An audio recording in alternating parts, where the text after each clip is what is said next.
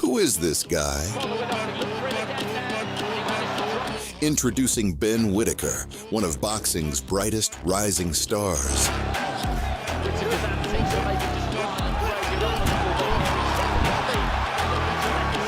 With a unique fighting style that's captivated fans worldwide, his highlight reels are viral sensations.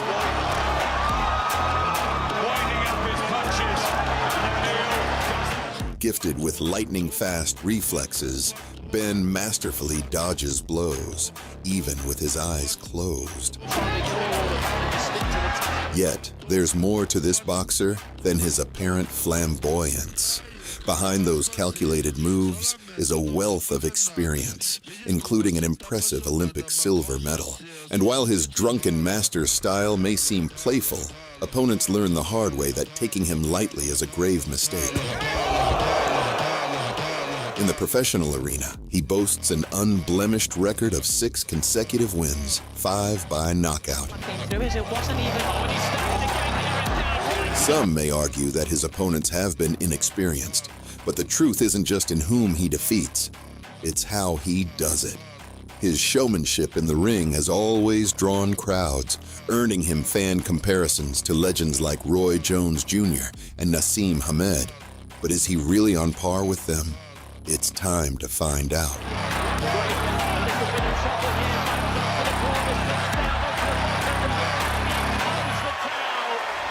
Benjamin Whittaker entered the world on June 6, 1997, in the town of Darlaston, United Kingdom. He was raised in a working-class home where his father, Tony Whittaker, juggled multiple jobs to sustain the family. From an early age, the future champion exhibited signs of hyperactivity and a restlessness that too often led to schoolyard scrapes. His father, seeking a positive outlet for his son's boundless energy, decided to channel it into a more constructive direction. Sport became Benjamin's sanctuary, a passion he embraced in all its forms. He had a flaming zeal for boxing and a fervent love for football. But as his teenage years approached, his father set him down for a significant heart-to-heart. "Listen, son," he said in a tone that brokered no argument. "You're going to have to make a choice between football and boxing. But to be straight with you, football's just not your game." Faced with such candid paternal advice, young Ben turned his back on football and laced up his boxing gloves, a decision that he never looked back on with regret.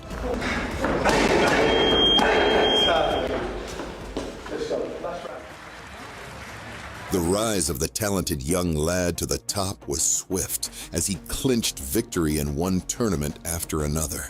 Even back then, Ben's distinctive style was evident, and it was clear that he was not just participating, he was putting on a real show.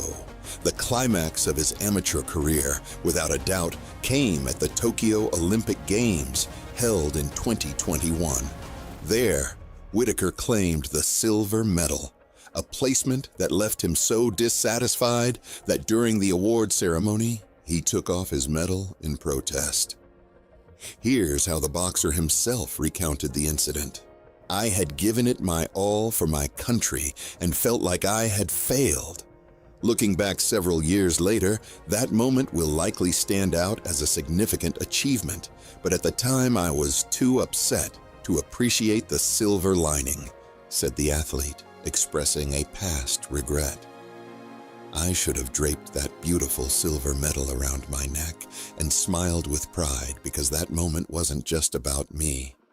It was a triumph for my country." But things didn't turn out as planned. However, that defeat brought the boxer more than he could have anticipated.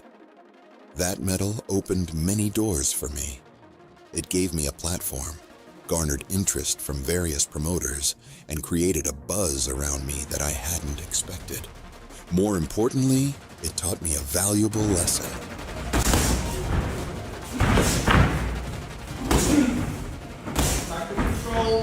Creating an aura of excitement, the boxer made a spectacular debut in the boxing ring in 2022, engaging with Greg O'Neill on the 30th of July.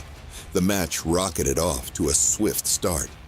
Ben had garnered attention for his unorthodox approach to fighting even before his first official bout. He played to the crowd from the get-go, all the while never losing sight of the reason he stepped into the ring. At 6'4" tall, Ben's stature towered over his opponent, giving him a clear physical advantage. Throughout the match, he seemingly toyed with his adversary, simultaneously flaunting his boxing prowess in a calculated display of dominance. In the build-up, you're going to love him, you're going to hate him, you're going to watch him. Free skills of Whittaker. Then, in the early moments of the second round, it seemed as though Ben decided he had showcased his talent sufficiently. He abruptly ended the match with a decisive straight right to the temple, a punch that highlighted his command and closed the show with finality. It was a big shot to get his signature for Ben Shalom, and he's first on his feet, and the dancing begins. Following his triumphant debut, Ben skyrocketed to staunch popularity. His knockout highlights went viral across the internet, showcasing him taunting and then decisively defeating his opponents like a reincarnated boxing prince reminiscent of Nassim Hamed. Seizing the wave of hype, just a month later, Ben returned to the ring to face Petar Nosic, a contender with an impressive 6-0 record, undefeated at that time. Throughout all 6 rounds, Whittaker's dominance was unmistakable. He consistently hit his mark with precision and artfully dodged the retaliatory strikes of his adversary. Despite Ben's determined efforts to secure a knockout, it proved elusive. Nosic's resilience was undeniable, possibly owing to a particularly sturdy constitution. Ultimately, the judges unanimously ruled in Ben's favor. His victory was clear-cut, a testament to his skill, and it underscored his burgeoning reputation in the world of boxing. Can't match him for speed and agility and movement. Good shots there from Nosic, came back with the right hand, left hook counter, caught wet Ben Whittaker.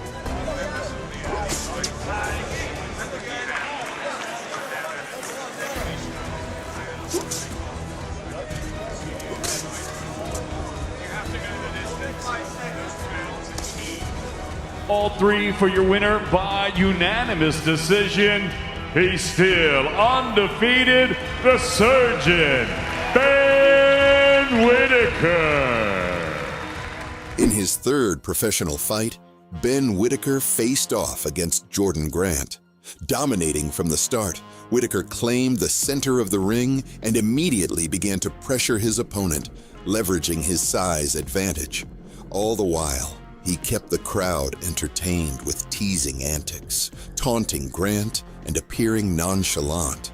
In a bold display, Whittaker even engaged in conversation and openly took hits in the final minute of the first round. Despite his unconventional style, Ben dominated throughout the match, as evident by the bruises blossoming on Grant's face. While Ben's comportment may not have been traditionally sportsmanlike, it never detracted from his control over the bout. The referee did administer him several warnings for rule infractions, but that didn't stop Whittaker from owning the fight. In the latter half of the round, a powerful straight right from Whittaker sent Grant tumbling down in a knockdown. Grant barely recovered. Ready to go, huge right from Whittaker, who begins to dance. The decisive blow came early in the third round when Ben terminated the contest with a swift left hook. Immediately, Grant's team threw in the towel, conceding the victory. In celebration of his win by knockout, I think the scariest part about that, the backhand that came through, is it wasn't even... Oh, and he's staggered again here and down right to the very start of the round here, Jordan Grant, and in comes the towel. On July 1st, 2023, Ben stepped into the ring to face off against Vladimir Baruski and went the distance through all 8 rounds. Ben dictated the flow of the match, leading the charge and skillfully catching his opponent off guard. Vibrant as always, he didn't miss a chance to entertain the audience with his characteristic flair. Any slight confidence, possibly false confidence that Belushi may have been knocked out of him already. The turning point came in the middle of the third round when Ben, with a series of swift right hooks, floored Vladimir onto the canvas. The fall marked a shift in the tide, with Berushki starting to absorb more hits. By the end of the fifth round, a visibly worn-down Berushki made a desperate attempt to land a punch on Ben, who responded by mimicking and humorously taunting him, dominating the mind game. For the remainder of the match, Berushki was on the receiving end of Ben's offensive onslaught, managing only sporadic counters. In the eighth round, the referee intervened to halt the match, recognizing the unchanging dynamic. Vladimir, of course, expressed his displeasure, but the decision stood.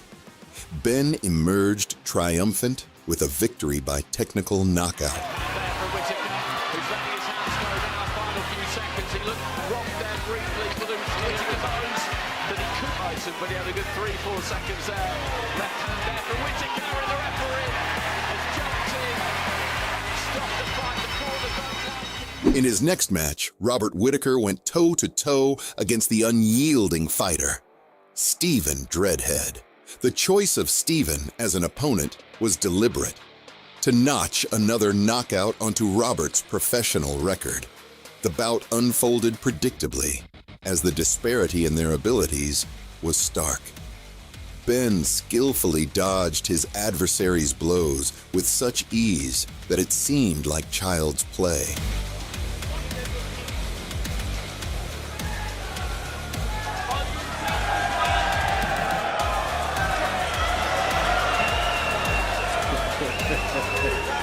A turning point came in the latter half of the second round when Ben, perhaps a bit too enamored with his own showmanship, had a slip-up. And then just moves off to the right-hand side.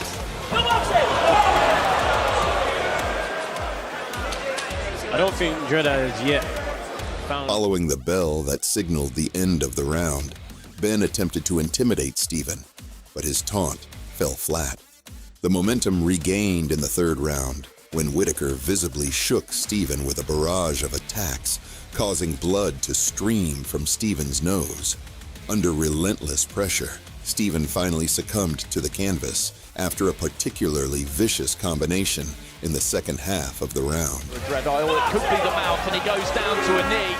Ben, known for his antics, stepped up the theatrics once more, leading to the referee issuing him a stern rebuke. Exactly that. Looking outside of the ring.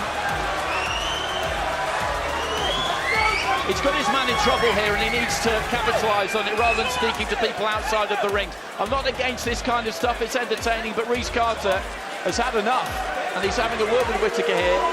And I have to say that I'm with the referee on this. The climax arrived early in the fourth round.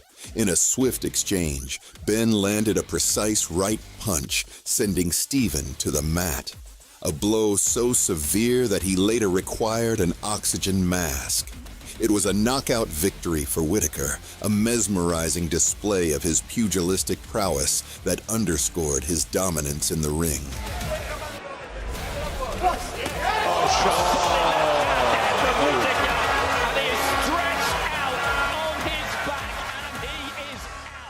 In the climactic face-off, Whittaker encountered Khalid Graidi, boasting a record of 10 wins, 13 losses, and 5 draws. From the outset, Whittaker claimed the center of the ring, effectively keeping Graidi at bay with a calculated distance.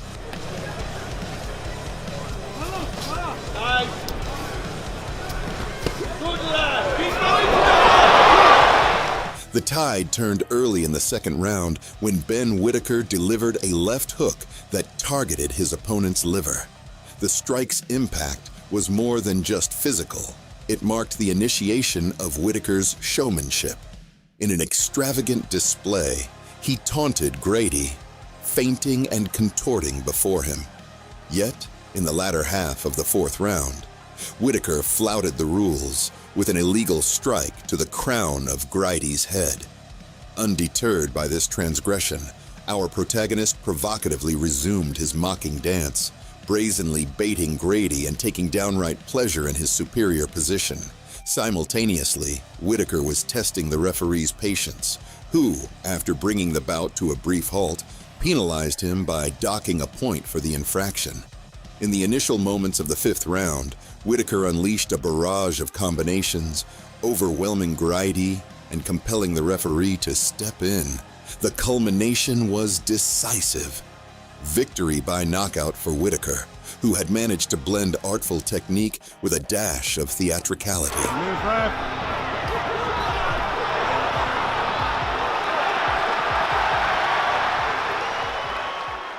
Despite the frequent comparisons to the legendary British boxer Nassim Hamed, Whittaker himself confesses that his idol isn't the famed Prince, but rather the masterful Mario Kindelan. From a skill perspective, Mario Kindelan was my idol. He once beat Amir Khan. He was the person who initially got me into sports and made me think, I want to box like him. He opened my eyes, the boxer claimed. Then there's Tommy Hearns, Pernell Whittaker, and in our times, Floyd Mayweather. These are the ones who truly drew me into the sport. Standing 6 feet 4 inches tall, the boxer competes in the light heavyweight category, firmly setting his sights on becoming the champion in this division. Formidable opponents like Beterbiev and Bivol do not intimidate him. Blessed with a knockout punch from both fists and a reaction speed that enables him to perform incredible feats, he certainly stands out. I put on a show for the people. It's like Dancing with the Stars or Britain's Got Talent. You get it all in one package with me. 2 in 1, he expressed with a smile. I'll dance in the ring because it's always enjoyable. In the long run, I obviously aim to become a world champion. Undisputed, all the likes. I simply want to be listed among the best British boxers in history.